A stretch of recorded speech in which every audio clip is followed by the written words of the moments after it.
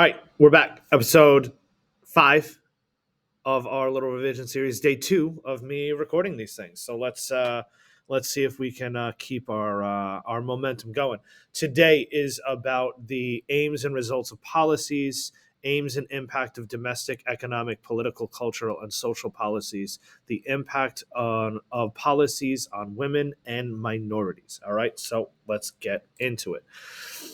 So when we talk about economic policies in Germany, the first guy that we have to talk about is Schacht and the new plan, right? Schacht is attributed with German recovery, right? So he is going to come in. He's the first economic minister. So this is at the peak years of the depression, right? This is 32 into 33, not 32, sorry, 33 into 34, right? So the depression is still pretty harsh in Germany. There are a lot of people out of work. Schacht comes in to try and fix that situation. One of the main things he wants to do is balance trade. He wants to kind of fix the German import export situation. He's going to organize industry from a state level, right? That is again one of the proponents of fascism, right?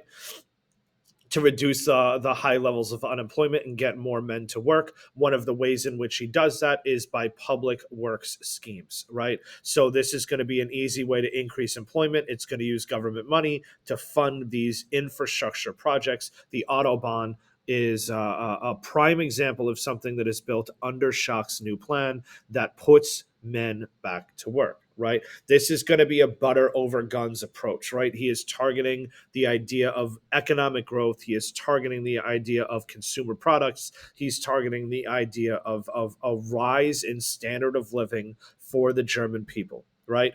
He's also going to implement RADs, right, or RADs, however you want to say it.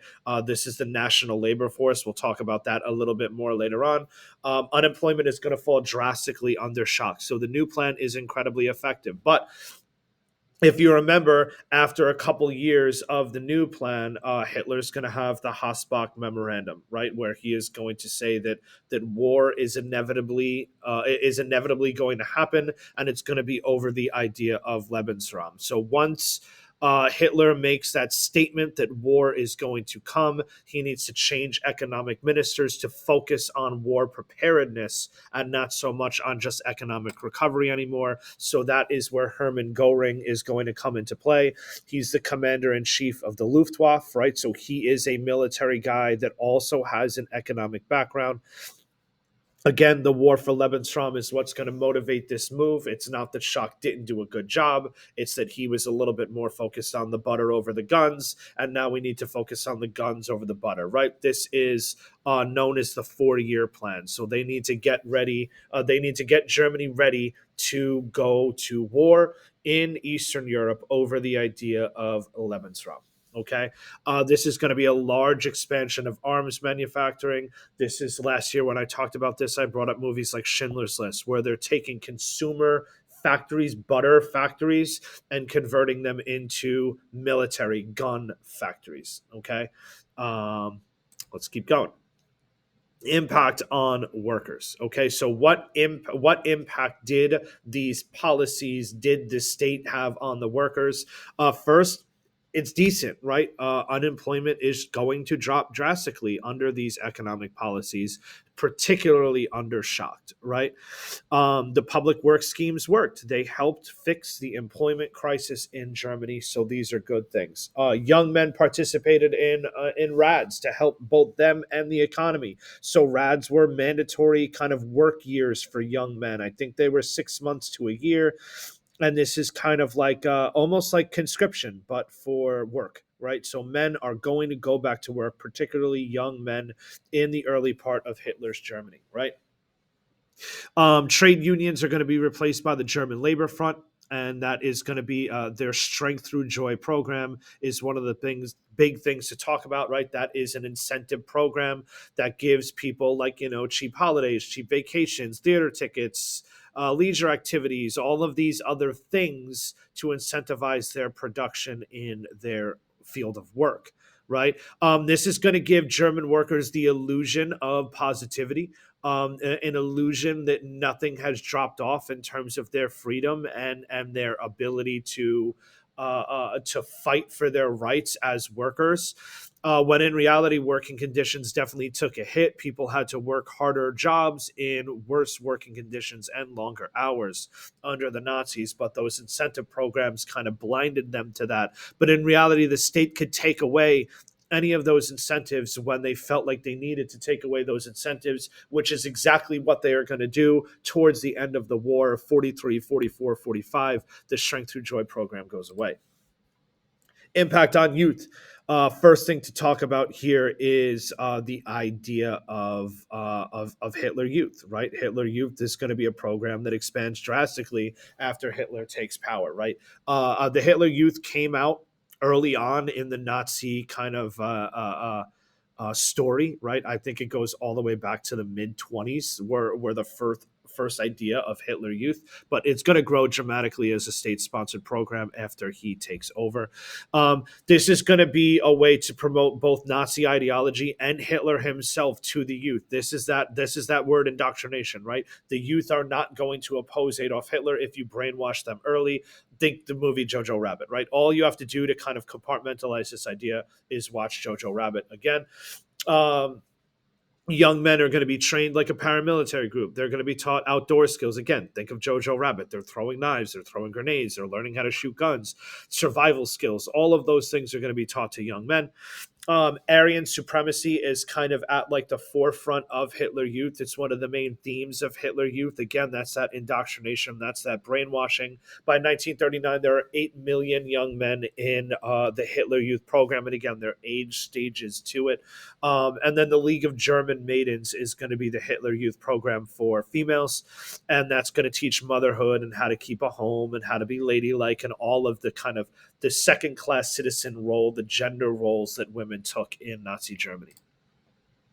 A little bit more of impact on youth from an educational standpoint. So education is going to be taken over by the Nazis as soon as Hitler comes into power, just like there's a minister of economics and a minister of propaganda, Joseph Goebbels. There's also going to be a minister of education, and that's going to be Rust. All right. And he is going to implement a lot of different ideas into the German curriculum. First and foremost is that idea of eugenics, right? That kind of that biology thing that we talked about last year. And this is going to be a way to teach Nazi ideology, Aryan supremacy, as well as social Darwinism in one program kind of wrapped up together. And again, that's feeding that indoctrination idea. Physical education is going to be very important as the Germans, again, that's that Aryan supremacy, that's that master race kind of idea shining through again here. History books are going to be revised to alter the end of World War I and make it seem like Germany was not the losers here.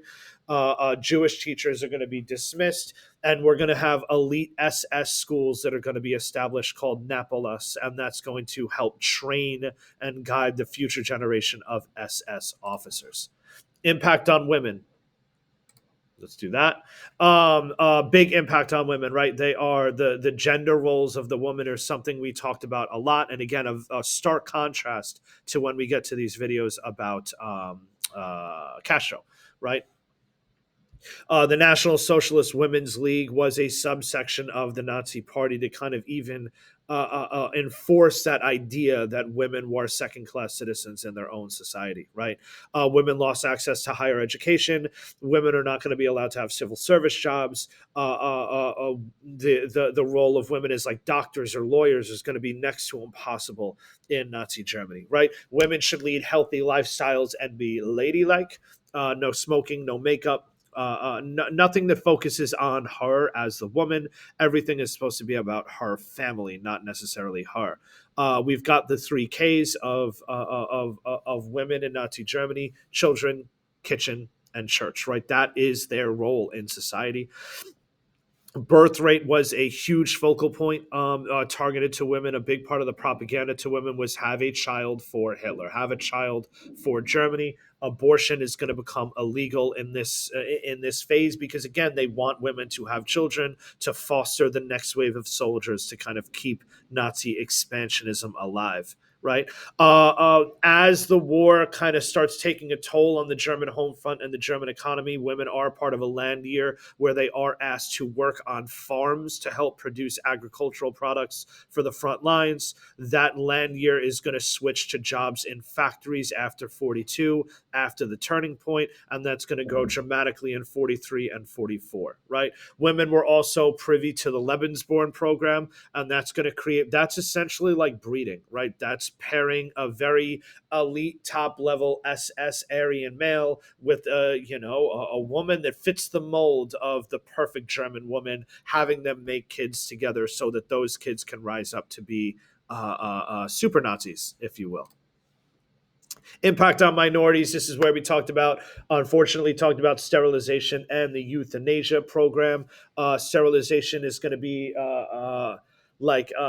situations like blind and deaf people are going to be sterilized so they can't pass that gene down to future generations. Euthanasia, which is, again, kind of assisted suicide. That's going to be people with mental illnesses, right? So, like, mental retardation is going to be euthanized. The euthanasia program is going to stop in 41 due to public outcry about how awful it was. But a lot of those techniques that they used in the euthanasia program are going to carry over into the final solution, which is our whole Jewish question here. Now, I did not expand this, right? We know about the Holocaust. We talked about it. I just gave you a couple kind of key dates here. 35 is when the Nuremberg laws are enforced, right? Or introduced and enforced. 38 is Kristallnacht. That's the night of broken glass. That's where the Jewish prosecution is going to take on a higher level, right? That's where Jewish people are going to be escorted out of their homes, their businesses, and they're going to start that transition into the ghettos and then ultimately the concentration camps, which were work camps when they first started. But after 1942 and the final solution is thought of, that's when they turn into those death camps with the crematoriums and all that stuff. Okay, that is it for this episode. That's episode 5 in the books. We are officially done with Hitler. I'll come back with episode 6 where we start the exact same stuff all over again, but we focus on Castro. Hope this is helping.